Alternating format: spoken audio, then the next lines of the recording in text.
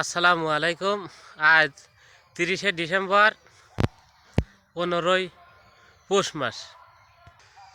গত 5-6 দিন যাবৎ সূর্যের আলো বেরাচ্ছে না, সেই সাথে হাওর আসছে আর তাপমাত্রা সকাল 6টার দিকে 9-এ চলে আসছে। যার জন্য একটা কথা চাষিদের অবশ্যই খেয়াল রাখতে হবে, সেটি আছে 10 বা 12, 9, 8 তাপমাত্রা আসলে এই সময়টায় আপনার ভুট্টা বা অন্যান্য সবজি আছে, ক্ষেত আছে, কিছু ক্ষেতে সার দিলে যেহেতু রোদই বেরাচ্ছে না, এই সময়টায় সারের কাজ করে না।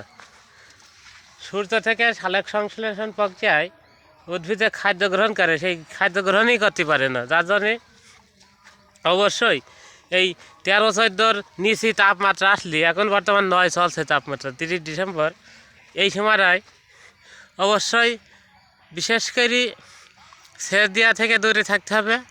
আর আপনার সেচ দেওয়া থেকে দূরে থাকতে হবে, সেই সাথে সার দেওয়া থেকে দূরে থাকতে হবে। যেহেতু নাইট্রোজেন গ্রহণ করতে পারে না, ইউরিয়া তো দেওয়াই যাবে না, ইউরিয়া দিলে সবই লস হয়ে যাবে, তাই এদিকে খেয়াল রাখতে হবে। আর ভুট্টায় মোচা বেড়াইছে দেখা যাচ্ছে, এই যে মোচা বেড়াইছে। এই ভুট্টা কার্তিক মাসের লাগানো প্রথমের দিকে।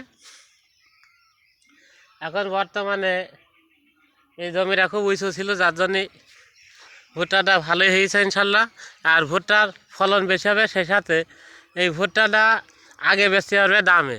যার জন্যে ভুট্টা চাষটা আগে বেশ না রেখে 4-5 মাস 6 মাস রেখে দিয়ে যে দাম না হয়, আগে ভুট্টা করলে সেই দামটা আগে পাওয়া যায়। তাই যাতে জমি উঁচু সেই জায়গাটায় অবশ্যই যদি সুযোগ সুবিধা থাকে, অবশ্যই আগে ভুট্টা চাষ করতে হবে। আর এই ভুট্টাটা চৈত মাসের প্রথমের দিকেই পাওয়া যাবে।